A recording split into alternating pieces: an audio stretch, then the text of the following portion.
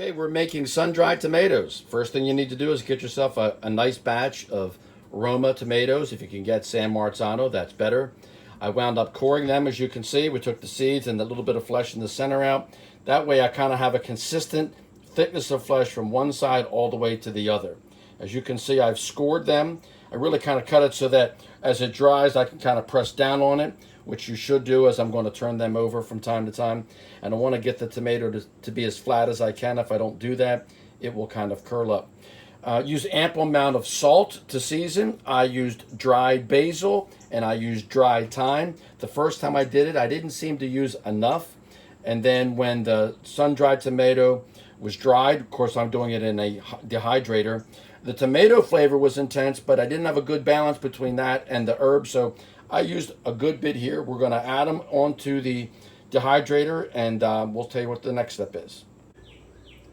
As you can see, I've moved them to the dehydrator, and I have a few levels of the same kind of tray, and I position them like that. They're going to get a good bit smaller. I'm going to put my lid on top. We'll be good to go. I'm pressing it down, make sure it's a nice tight fit.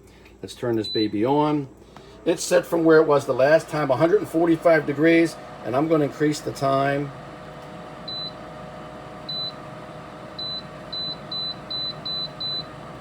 I'm going to do 4 hours, and then I'm going to turn them over, which is what I want to do.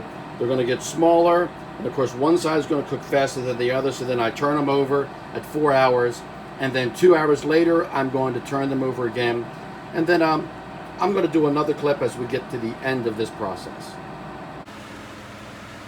Okay, here we are. It's been 6 hours. I turned them over at 4 hours. It's 2 hours later, and you can see that they're still a bit spongy. See where I pushed and it came back?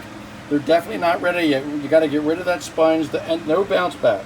There shouldn't be any bounce back, and you can see there's some right there. So it's going to be at least a couple more hours. My guess is probably 4. So here they are. They're done, and as you can see, I'm squeezing them, and there's no spring back. There's no sponge.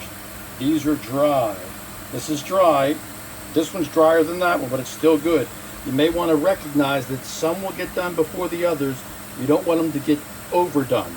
Well, this is really good. So now I'm going to put them in some olive oil, and they'll be good for practically forever because no air gets to them, and I'll give them away as gifts. As you can see, I've jarred these, and here they are. They stop right about here, and of course the olive oil goes up further. I've got about a ½ inch clearance, maybe a little bit more. These will keep for a long time. They're going to make a great Christmas gift.